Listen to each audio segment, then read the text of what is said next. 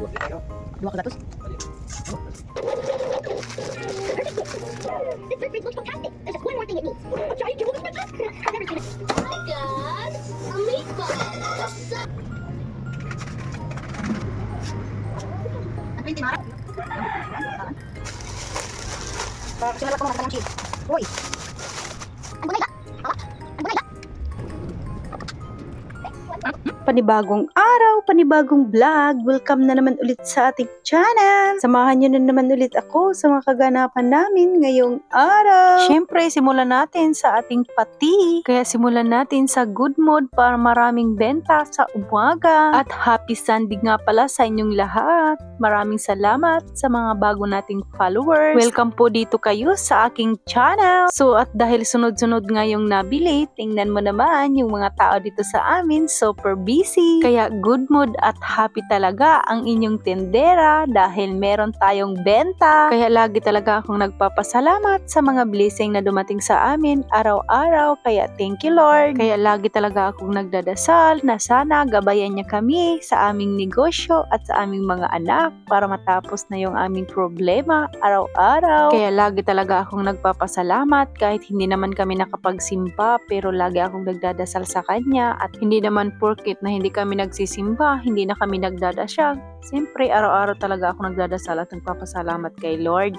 Kung wala siya, di wala yung aming negosyo, no? Kaya lagi talaga ako at hindi talaga ako nakakalimot na magpapasalamat sa kanya at nagti-thank you. Kaya lagi tayong good mood para marami tayong benta sa umaga. Ayan nga at sunod-sunod na nga dito sa atin yung mga nabili ng ating mga palamig sa labas, pati na rin yung ating mga siomay. Aba ay syempre, sinong natutuwa, di ba? Syempre yung tindera tuwang-tuwa dahil sunod-sunod yung nabili sa ating tindahan. Yan yung gusto nating mga tindera. Pag sunod-sunod talaga yung nabili, tuwang-tuwa naman tayo. Syempre, paikot-ikot lang naman yung ating puhunan dito sa ating tindahan. Pag maraming benta, ay kinabukasan ay ibibili agad natin. Syempre, para marami na naman ulit paninda, hindi ba siya mahubsan ba? Charing. O diba parang seryoso kanina tapos ngayon nagpatawa na. Charing! Malitaw guys, natuwang-tuwa talaga ako dyan dahil umaga pa lang ay marami na tayong benta.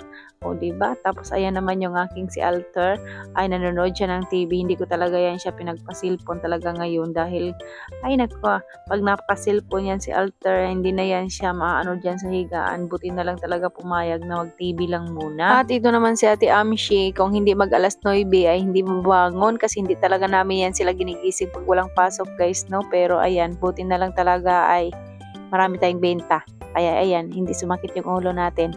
Tapos ayan, bigla namang dumating itong ating walis tambo dito sa ating bahay.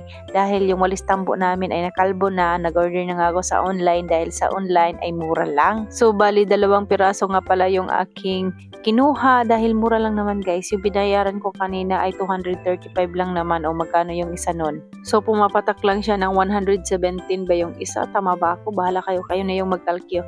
So ayan, ganda-ganda ako guys, no? Tapos napakatigas ba iwalis. O di ba? Mura lang talaga sa online. So kinagabihan nga, ayan nagpabili nga ako ng balot kay Papa Udon dahil parang nag-crave ako ng balot kaya ayan napabili na nga siya ng 5 piraso at saka ayan inamoy-amoy ko yung balot diyan guys, no? Kasi parang maamoy yung sisiw na nakain ko kaya hindi ko na kinain yung sisiw.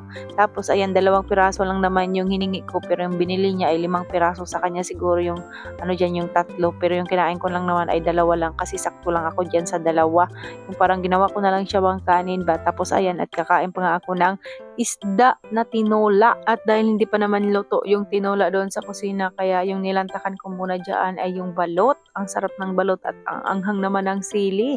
Sili na may suka ba, napakaanghang niya. Parang naano talaga yung dila ko, napaso ba. So habang ako ay kumakain, syempre nagtitinda na rin dahil wala na dito si Ate Amshi at kami lang dalawa ni Alter. Syempre pinaligo ko muna yun dahil maghapon din yun dito sa tindahan at wala pang ligo. Ayan na nga si Papa Udon, tumulong na nga sa akin magtinda dahil sunod-sunod na naman ulit yung ating mga tumer.